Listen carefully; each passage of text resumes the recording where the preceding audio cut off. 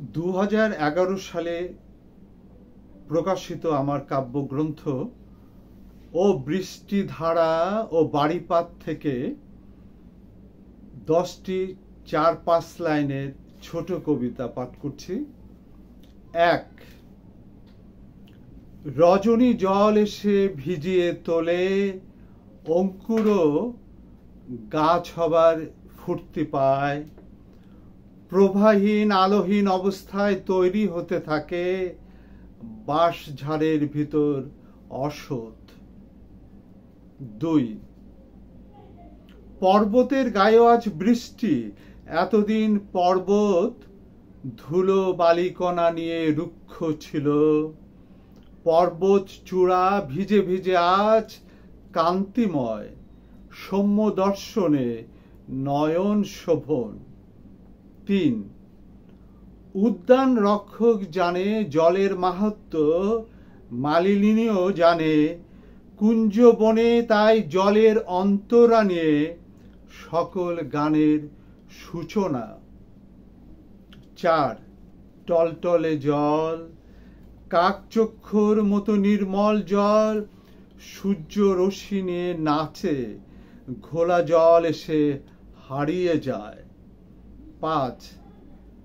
জল ভ্রমণে গিয়ে জলকেলি, জলকন্যা তার স্বপ্ন মাখামাখি করে, মিশে যায় জল গর্ভে, জল গর্ভ থেকে সুজলা ফসল। ও বৃষ্টি, তোমারও সুর আছে, গান আছে, আছে রাগের বজ্রপাত, কখনো চপলা মেঘজ্যোতির ঘন দ্যুতি নিয়ে, কখনো চঞ্চল অঞ্চল বিছিয়ে দিয়ে, কখনো নীলাঞ্জনা। 7।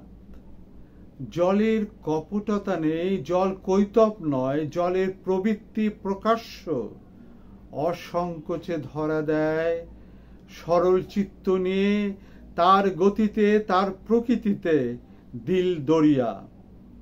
8। জল বাষ্প হওয়ার পরও বেঁচে থাকে, অভিমানে দূরে গিয়ে মেঘপুঞ্জ হয়, বৃষ্টির সুষমা নিয়ে আবারও ঝরে এই মৃত্তিকায়, অন্তরের সৌন্দর্য বারবার ঢেলে দেয়। 9।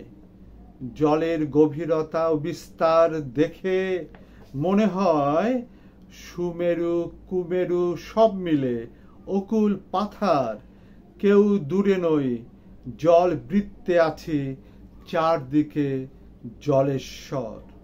10। ও বৃষ্টিধারা ও বাড়িপাত, হাহাকার নিয়ে তোমার অপেক্ষায় বহুদিন এ শ্রাবণের রাত।